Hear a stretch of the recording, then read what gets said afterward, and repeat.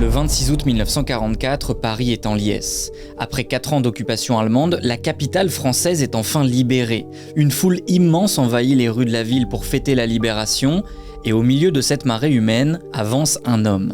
Immense, raide, presque austère, il remonte l'avenue des Champs-Élysées d'un pas assuré. Cet homme, c'est Charles de Gaulle. Soldat de la Première Guerre mondiale, général de l'armée française, rebelle du 18 juin 1940, à cet instant, Charles de Gaulle symbolise la résistance française. On ignore encore qu'il va devenir le Français le plus connu du XXe siècle, celui du gouvernement provisoire, l'homme providentiel de la guerre d'Algérie et le législateur de 1958 qui donne une nouvelle constitution à la France. Entre 1940 et 1970, de Gaulle a littéralement façonné la France à son image. Avec lui, jamais un homme n'aura si bien incarné son pays, et jamais un pays n'aura autant ressemblé à un homme. Mais derrière cette stature, il y a un personnage complexe. À la fois orgueilleux et fragile, à la fois visionnaire et autoritaire, Charles de Gaulle passionne, impressionne, rebute, mais indéniablement, il ne laisse personne indifférent. Alors qui était-il vraiment ? Comment cet homme qui a su lire l'histoire mieux que n'importe qui a pourtant fini par s'y heurter en mai 68, et que reste-t-il de lui aujourd'hui ? Alors aujourd'hui, on répond à toutes ces questions et on revient ensemble sur l'histoire passionnante de Charles de Gaulle.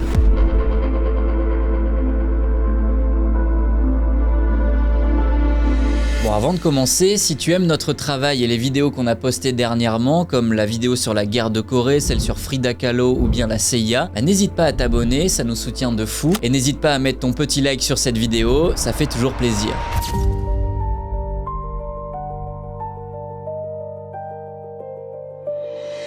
Charles-André-Joseph-Marie de Gaulle naît le 22 novembre 1890 à Lille, dans une famille profondément catholique et patriote. Il est le 3e enfant d'une fratrie de 5, issu de Henri de Gaulle, professeur dans un collège jésuite, et de Jeanne Maillot, descendante d'une famille bourgeoise du Nord. Alors si les de Gaulle ne sont pas des bourgeois, ce sont des érudits, des gens de plume comme on disait à l'époque. À la maison, on parle d'histoire, de politique, de religion, de patriotisme, et on parle surtout de la France comme d'une mission sacrée. Et on n'a d'ailleurs toujours pas digéré la défaite dans la guerre de 1871 face à la Prusse, dans laquelle l'Alsace et la Lorraine ont été perdues. Le petit Charles grandit donc dans cet univers de convictions fortes et dans un patriotisme revanchard. Très tôt, il se passionne pour l'histoire de France comme son père. Il dévore les livres sur Napoléon, sur Richelieu ou Louis XIV, et il nourrit une fascination pour les grands hommes d'État et les chefs militaires. Et puis le jeune Charles se met aussi très tôt à l'écriture. À l'âge de 15 ans par exemple, il écrit une courte fiction dans laquelle il s'imagine commander l'armée française dans une guerre contre l'Allemagne, en se nommant lui-même le général de Gaulle. Bon, cette étonnante vision du destin, elle dit beaucoup de lui. Ce sentiment d'être destiné à quelque chose de grand ne le quittera jamais. Après avoir étudié à Paris puis en Belgique dans des écoles catholiques, Charles de Gaulle opte pour une carrière dans l'armée. En 1909, à 19 ans, il intègre donc l'école militaire de Saint-Cyr, la grande école des officiers français. Déjà très grand, environ 1,96 m, Charles ne passe pas inaperçu et se fait rapidement surnommer la Grande Asperge. Mais à Saint-Cyr, le grand Charles se distingue aussi par ses capacités intellectuelles, par son caractère parfois difficile, et surtout par son ambition. Il n'a pas encore 20 ans, mais il est déjà convaincu d'avoir un destin et que ce destin est lié à celui de la France. Après avoir brillamment réussi à obtenir son diplôme en 1912, le jeune Charles intègre donc l'armée comme sous-lieutenant du 33e régiment d'infanterie. Un régiment qui est alors sous les ordres d'un homme, c'est Philippe Pétain. Bon, très vite, il remarque le jeune sous-lieutenant de Gaulle et il devient une sorte de protecteur. Et de son côté, Charles est admiratif, frappé par l'intelligence tactique de son supérieur hiérarchique. Personne n'imagine encore qu'un jour, les deux hommes s'affronteront dans l'un des plus grands drames de l'histoire française. Mais avant d'en arriver là, un premier drame s'apprête à frapper la France. Lorsque la Première Guerre mondiale éclate en juillet 1914, Charles de Gaulle n'a que 23 ans. Le jeune lieutenant rejoint donc les armées du Nord-Est et entre dans la guerre avec la fougue d'un homme persuadé d'avoir rendez-vous avec l'histoire. Personne n'imagine encore la boucherie que va devenir cette guerre, mais Charles va très vite s'y confronter. Dès août 1914, il est envoyé sur le front belge où il échappe de peu à la mort après avoir été touché par balle à la jambe. Nommé capitaine en 1915, il retourne au front et il est à nouveau blessé. Une nouvelle fois il se soigne et une nouvelle fois il retourne au front. Durant les combats, Charles de Gaulle se distingue par son intelligence et son courage. Mais sa trajectoire bascule en mars 1916 lorsqu'il rejoint l'une des batailles les plus meurtrières de la Première Guerre mondiale, la bataille de Verdun. En fait, là-bas, le capitaine de Gaulle y commande une compagnie du 33e régiment. Mais le 2 mars 1916, dans le village de Douaumont, son unité est encerclée puis décimée.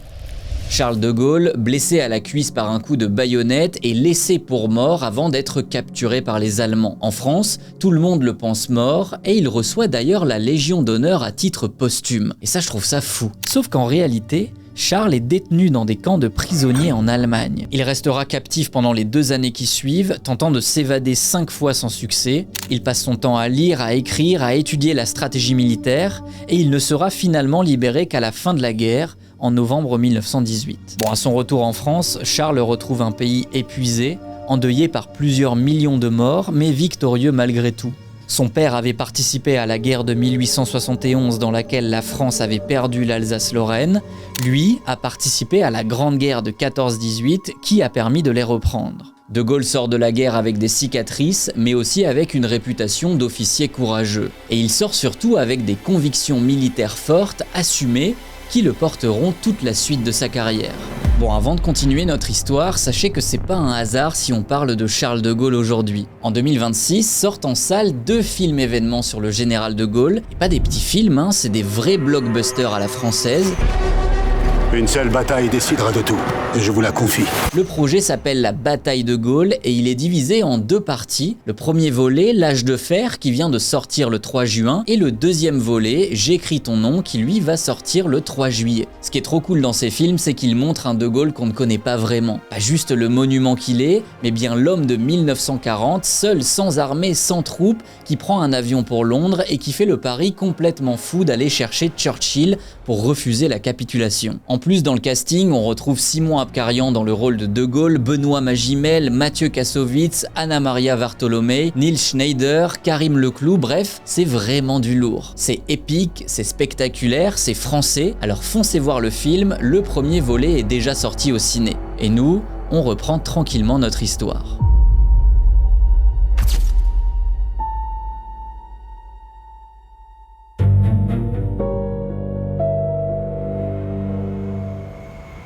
L'entre-deux-guerres est sans doute la période la moins connue de la vie de Charles de Gaulle. Il faut dire qu'il y a forcément moins à raconter, mais en vérité, ces années-là sont essentielles pour comprendre qui il est vraiment et ce qui va le mener à l'appel du 18 juin 1940. La paix étant revenue, de Gaulle poursuit donc sa carrière militaire et effectue plusieurs missions à l'étranger, en Pologne, en Allemagne ou au Liban. En parallèle, il se met à enseigner, d'abord à Saint-Cyr, puis à l'école de guerre, un établissement qui forme les officiers d'état-major. En fait, à cette époque, Charles devient progressivement un intellectuel militaire.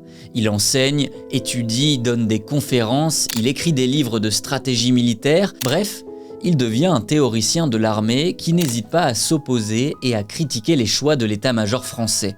Son principal point de désaccord à l'époque, c'est la fameuse ligne Maginot, une immense ligne de fortification construite le long des frontières avec l'Allemagne, la Belgique et le Luxembourg. Cette ligne, elle est censée rendre la France imprenable, mais pour de Gaulle, elle n'empêchera pas les Allemands d'envahir la France s'ils le veulent. Cette doctrine défensive, elle est archaïque, elle est dépassée, et il ose le dire publiquement. Dans ses livres, il parle de la transformation radicale de la guerre du futur, du rôle de plus en plus décisif des chars et de l'aviation, ou bien de l'importance des unités mobiles autonomes capables de percer les lignes ennemies avec rapidité et profondeur. En fait, on est à peine au début des années 30 que Charles de Gaulle voit déjà arriver le désastre de la bataille de France en juin 1940. Dans ses écrits, il anticipe quasiment mot pour mot ce que les Allemands appelleront bientôt Blitzkrieg, la tactique de guerre éclair utilisée par les troupes nazies. Sauf que dans les années 30, ces idées sont rejetées. On le trouve trop audacieux, trop sûr de lui.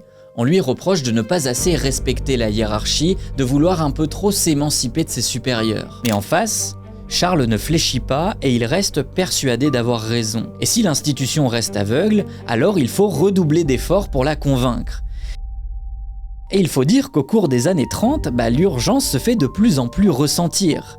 Mussolini est au pouvoir depuis 1922, Staline depuis la fin des années 20, et Adolf Hitler prend la tête de l'Allemagne en 1933. Indéniablement, la tension monte en Europe, et l'heure de vérité se rapproche. Bon, du point de vue de sa vie personnelle, les années de l'entre-deux-guerres sont aussi l'époque où De Gaulle devient un homme dans le sens le plus intime du terme. Le 6 avril 1921, il épouse Yvonne Vendroux, la fille d'un fabricant de biscuits de Calais. Elle a 20 ans, il en a 30, mais ce mariage, arrangé par les familles des deux époux, s'avère finalement une union harmonieuse. Ensemble, ils auront 3 enfants, tous nés dans les années 20. On a d'abord Philippe en 1921, puis Élisabeth en 1924, et enfin Anne, née en 1928. Sa petite dernière, justement, incarne un aspect beaucoup plus méconnu de De Gaulle. Porteuse de trisomie 21, Charles et Yvonne décideront de la garder auprès d'eux, à une époque où l'on conseillait souvent aux familles de placer ses enfants en institution. Avec Anne, Charles se révèle être un père beaucoup plus tendre et affectueux qu'avec le reste de ses proches. C'est pour elle qu'il achète une maison en campagne, loin du tumulte parisien, en Haute-Marne, à Colombey-les-Deux-Églises. Et cette maison, les De Gaulle la garderont toute leur vie. Voilà donc le Charles de Gaulle des années 30, un officier qui gravit les échelons militaires, un prophète ignoré par son propre camp, un époux discret et un père aimant dans l'ombre de sa maison. Il reste surtout un homme qui accumule les ambitions et les frustrations, convaincu que son heure de gloire sonnera bientôt. Et le moins que l'on puisse dire, c'est qu'il n'aura pas à attendre longtemps, puisque le 1er septembre 1939, l'Allemagne envahit la Pologne. Pour la 2e fois, le monde s'apprête à rentrer dans une guerre totale. Et une chose est sûre, Charles de Gaulle est prêt à y jouer un rôle crucial.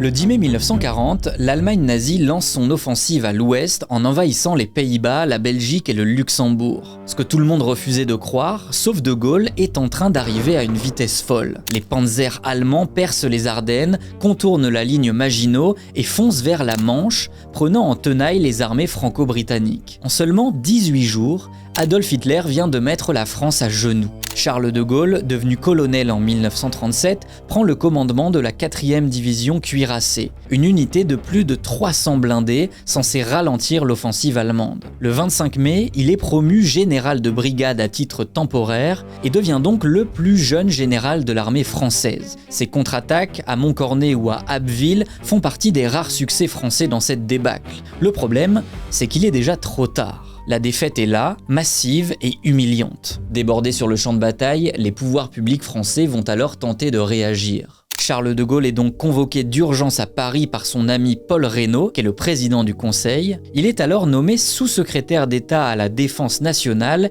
et a pour mission de réorganiser l'armée et de renforcer la coopération avec le Royaume-Uni pour poursuivre la guerre malgré la débâcle. Et dans cet objectif-là, il se rend à Londres et rencontre Winston Churchill pour la première fois. Mais au même moment en France, la déroute politique devient totale. Le 17 juin, Philippe Pétain, maréchal de 84 ans, le héros de la Première Guerre mondiale, l'ancien mentor de De Gaulle, prend la tête du gouvernement français et décide de négocier l'armistice avec Adolf Hitler.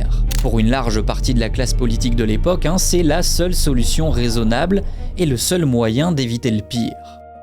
C'est le cœur serré que je vous dise aujourd'hui qu'il faut cesser le combat. Je me suis adressé cette nuit à l'adversaire pour lui demander s'il est prêt à rechercher avec moi, entre soldats, après la lutte et dans l'honneur, les moyens de mettre un terme aux hostilités. Pétain demande alors aux Français de cesser les combats, la France est vaincue et l'Allemagne nazie a gagné. Mais de son côté, Charles de Gaulle n'accepte pas cette défaite. En apprenant que l'armistice devient inévitable, Charles monte dans un avion britannique à Bordeaux, direction Londres. Il n'embarque qu'avec quelques hommes, ses papiers et la conviction absolue que la défaite ne peut être définitive et que le sort de la guerre se joue à l'échelle du monde entier.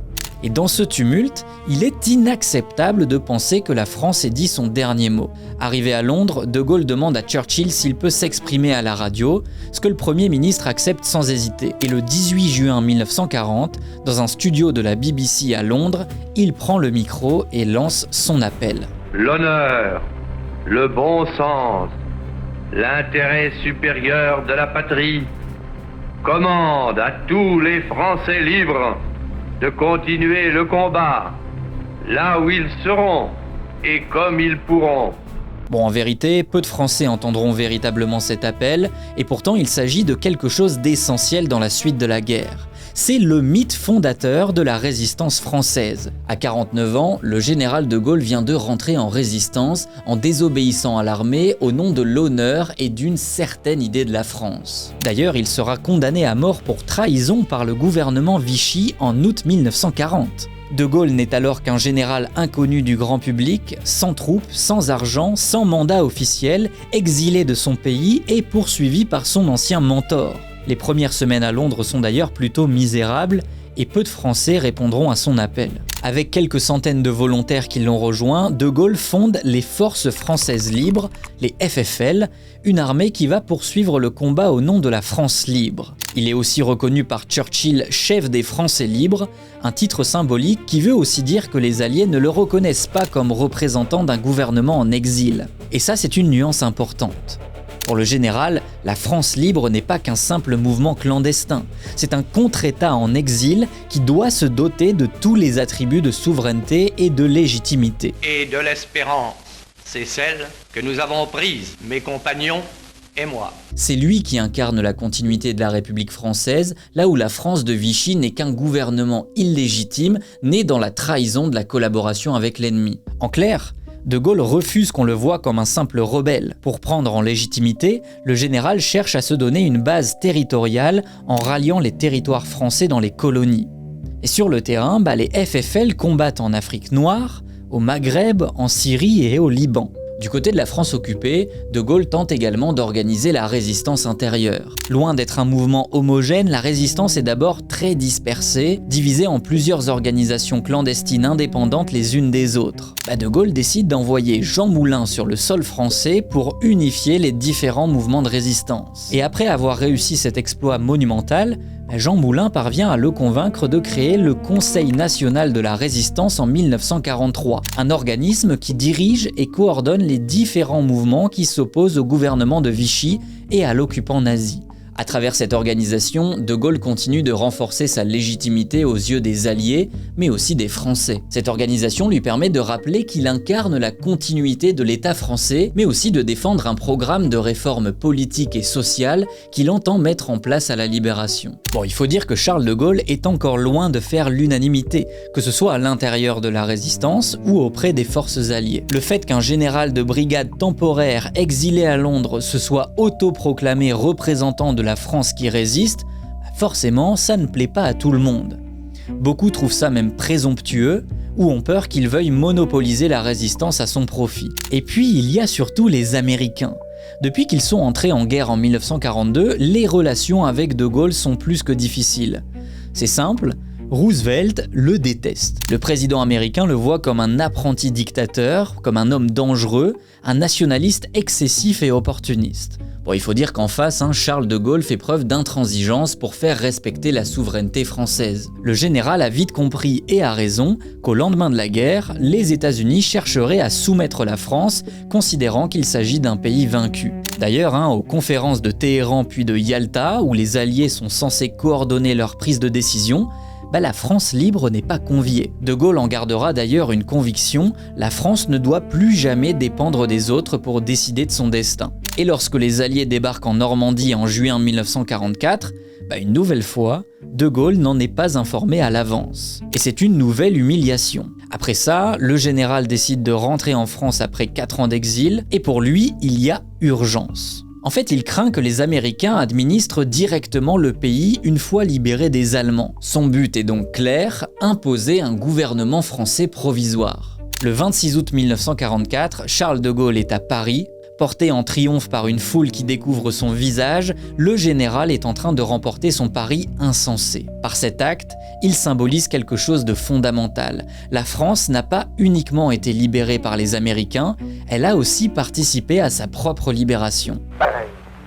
Libéré par lui-même, libéré par son peuple avec le concours des armées de la France, avec l'appui et le concours de la France tout entière, c'est-à-dire de la France qui se bat, c'est-à-dire de la seule France, de la vraie France, de la France éternelle. De Gaulle, le symbole de cette libération, prend la tête du gouvernement provisoire. La guerre est peut-être terminée, mais la tâche qu'il a devant lui est maintenant immense.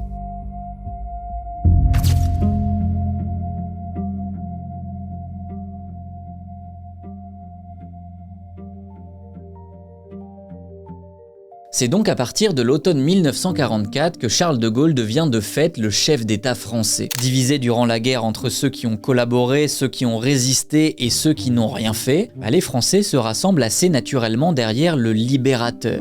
Derrière celui qui parvient, assez miraculeusement il faut le dire, à placer la France parmi les pays vainqueurs. En tant que président temporaire, De Gaulle se donne une mission claire: libérer le territoire français, restaurer la République et organiser des élections libres et démocratiques. Une assemblée constituante est donc élue, des réformes sont engagées et le droit de vote est par exemple accordé aux femmes dès 1945. En clair, la vie démocratique française renaît et un nouveau paysage politique se met en place autour de la jeune 4e République. Le problème, c'est que De Gaulle va rapidement être en désaccord avec cette 4e République. Lui voudrait que le pouvoir exécutif reste fort, que le président puisse être capable de gouverner vraiment, là où les partis politiques de l'époque préféraient revenir à un système parlementaire classique, où ce sont eux qui détiennent le vrai pouvoir. Face à ce désaccord sur la conception de l'État, De Gaulle décide de démissionner en janvier 1946. Le général quitte le pouvoir sans préavis, sans véritable explication, un peu comme quand il était rentré dans la Résistance,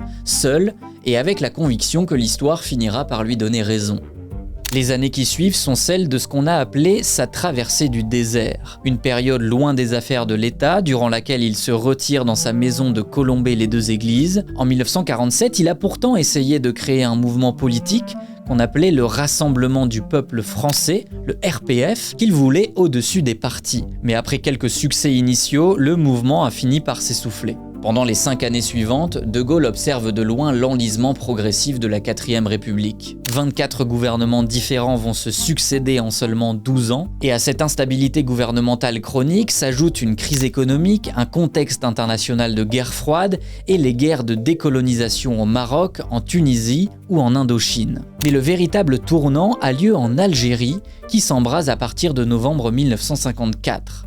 À cette époque, l'Algérie est découpée en 3 départements français et compte plus d'1 million de Français d'Algérie. Face au Front de Libération Nationale, le FLN, qui réclame l'indépendance, les autorités françaises vont choisir la réponse armée et continuer de défendre l'Algérie française. Mais face à ce conflit, l'impuissance de la 4e République plonge la France dans une grave crise institutionnelle, jusqu'à ce qu'en 1958, la situation devienne explosive. Craignant d'être abandonnée par le gouvernement, l'armée française envisage même de mener un coup d'État en Algérie. Mais alors que la 4e République s'effondre sur elle-même et face au risque de guerre civile, le général de Gaulle apparaît comme le seul recours. Le 29 mai 1958, le président René Coty fait donc appel au plus illustre des Français. À 67 ans, Charles de Gaulle revient une nouvelle fois au pouvoir en pleine crise. Il devient président de la République avec des pouvoirs exceptionnels, forme un gouvernement, mais cette fois, le général compte bien refonder les institutions françaises à son image.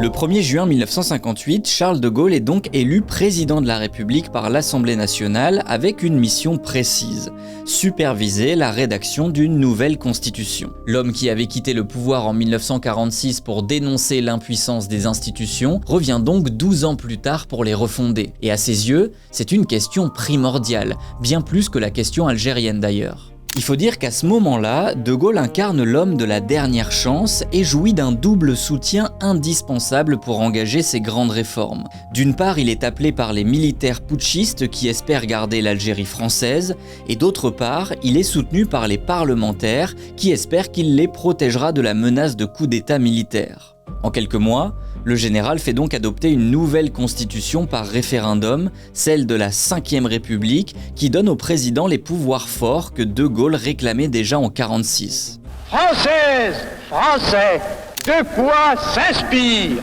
en quoi consiste la Constitution qui, le 28 septembre, sera soumise à vos suffrages. Au nom de la France, je vous demande de répondre oui. Vive la République! Vive la France! Avec la Ve République, le président nomme le Premier ministre, dirige la politique étrangère, il est aussi le chef des armées, il peut recourir au référendum et peut même dissoudre l'Assemblée nationale s'il le souhaite, et ça, même quand c'est pas forcément justifié. Adopté en septembre 1958, Charles de Gaulle a enfin la constitution qu'il voulait. Il est ensuite officiellement élu président de la République en décembre suivant, avec plus de 78% des voix. Mais une fois la question des institutions réglée, le nouveau président doit maintenant s'attaquer à la question qui cristallise toutes les tensions, l'Algérie. Je vous ai compris! Le 4 juin 1958, le général se présente devant une foule immense à Alger. Cette phrase mythique, volontairement énigmatique, ne dit ni quoi ni qui il a compris. Mais si pendant un temps De Gaulle a cultivé l'ambiguïté sur la question algérienne pour ne pas froisser les potentiels soutiens, il lui a bien fallu répondre au problème à un moment. Progressivement, le nouveau président de la République va se convaincre que l'indépendance de l'Algérie est inévitable et que c'est aux Algériens de choisir leur avenir. Pas par idéologie, De Gaulle n'est pas vraiment anticolonialiste, mais plutôt par pragmatisme. Cette guerre a beaucoup trop coûté à la France, que ce soit en hommes ou en argent, et il faut cesser ce bain de sang. De Gaulle propose donc au chef de la rébellion algérienne de négocier. Mais pour les Français d'Algérie, cette décision apparaît comme une trahison. Pour eux, De Gaulle devient un ennemi. Le premier obstacle ne sera d'ailleurs pas le FLN, mais l'armée française elle-même. Dans la nuit du 21 au 22 avril 1961, 4 généraux de l'armée s'emparent d'Alger et lancent le putsch des généraux. Leur objectif est clair, renverser De Gaulle et maintenir l'Algérie française par la force. Et si l'armée doit mener un coup d'état militaire pour y arriver, ils le feront. Pendant 48 heures, la France retient son souffle face à ce nouveau risque de guerre civile. Des chars sont déployés autour de l'Élysée, des soldats sont postés sur les toits de l'Assemblée ou des Invalides. Tout le monde craint le soulèvement militaire. De Gaulle décide alors de répondre à la télévision. Habillé de son uniforme militaire, le général s'adresse aux Français. De faire en sorte qu'elle demeure après moi. Françaises, Français, voyez où risque d'aller la France par rapport à ce qu'elle était en train de redevenir. Française, Français, aidez-moi. Finalement, son appel sera entendu. Les soldats refusent de suivre les ordres des généraux putschistes et se rallient au président de Gaulle. En seulement 4 jours, la rébellion s'effondre. Mais cet échec de coup d'État ne marque pas la fin du danger pour autant. Dans les mois qui suivent, l'organisation armée secrète, l'OAS, une organisation terroriste d'extrême droite fondée par les partisans de l'Algérie française, multiplie les attentats en Algérie, mais aussi sur le sol français. Charles de Gaulle lui-même subira plusieurs tentatives d'assassinat, dont l'attentat du Petit Clamart en août 1962, durant lequel le président et sa femme sortiront indemnes malgré des tirs de mitraillettes dans leur voiture. Finalement, les accords d'Évian mettront fin à la guerre d'Algérie en mars 1962 et l'Algérie deviendra indépendante après un double référendum en France et en Algérie. Après plusieurs centaines de milliers de morts, un exode dramatique pour des millions de pieds noirs, des exactions d'une violence inouïe, la guerre d'Algérie se termine, mais laisse derrière elle un traumatisme profond et un sentiment de déchirure nationale. La République a vacillé, mais Charles de Gaulle est resté debout. Le président, lui, a déjà tourné la page et il regarde droit vers l'avenir.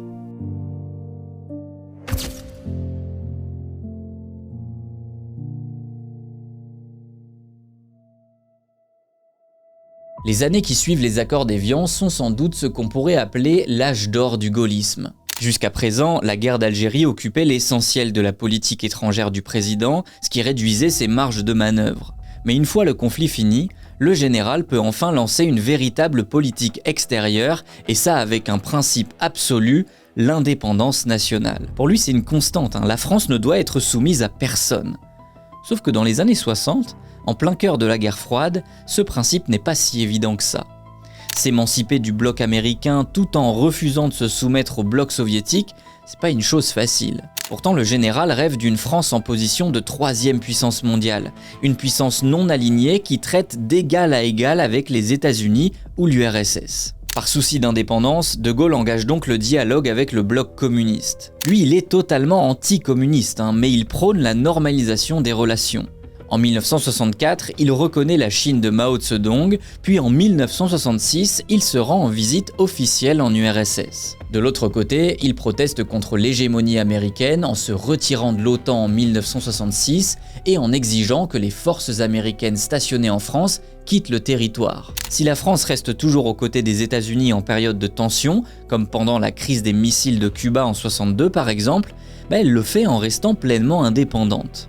D'un point de vue plus européen, Charles de Gaulle incarne également le temps de la réconciliation historique avec l'Allemagne. En 1963, il signe avec son homologue allemand Konrad Adenauer le traité de l'Élysée pour que la coopération franco-allemande devienne une réalité quotidienne. Deux ennemis héréditaires, dont les pays s'étaient déchirés 3 fois en 70 ans, font alors le choix de construire ensemble l'avenir de l'Europe. Et c'est peut-être l'acte diplomatique le plus important du XXe siècle européen. Mais ce qui définit surtout la politique extérieure du président de Gaulle, c'est le fait que la France puisse se défendre par elle-même. C'est dans cette optique qu'en 1960, la France fait exploser sa première bombe atomique dans le Sahara algérien. En bâtissant une force de dissuasion nucléaire entièrement nationale, de Gaulle fait entrer la France dans le club très fermé des puissances qui possèdent la bombe atomique. Derrière les États-Unis, l'URSS et le Royaume-Uni. Et incontestablement, cet acte marque un avant et un après dans l'histoire diplomatique et militaire française. Sur le plan des affaires intérieures, la France de Gaulle connaît une croissance économique exceptionnelle. On est alors en plein cœur des 30 Glorieuses, une période qui transforme profondément la société française, qui s'urbanise, s'industrialise et se modernise rapidement. Le niveau de vie augmente, la société de consommation fait son apparition. En bref, la France passe d'un pays agricole et conservateur d'avant-guerre à un pays moderne qui est pleinement entré dans l'âge industriel. Sauf que justement, la France change et ça le général de Gaulle ne le voit peut-être pas assez. Il ne voit pas que la jeunesse française aspire à de nouvelles réalités, que les étudiants des années 60, nés pendant ou après la guerre, partagent de nouvelles idées, de nouvelles revendications et rejettent l'autorité traditionnelle qu'incarne le président. Mai 68 est sans doute l'une des plus grandes énigmes de l'histoire du gaullisme. L'homme qui a traversé 2 guerres mondiales, qui a mis fin à la crise algérienne, qui a survécu aux attentats de l'OAS, se retrouve finalement dépassé par une révolte étudiante. À Nanterre, puis à la Sorbonne, les étudiants manifestent pour plus de liberté et contre un régime qui apparaît soudain comme archaïque. Face aux répressions policières, le mouvement s'est rapidement durci, des barricades se sont dressées dans les rues, la contestation gagne les régions, les appels à la grève générale se multiplient, bref, le mouvement gagne une ampleur inédite et c'est bientôt plus de 10 millions de travailleurs qui se mettent en grève et paralysent tout le pays. Mais alors que beaucoup pensent qu'il est sur le point de démissionner,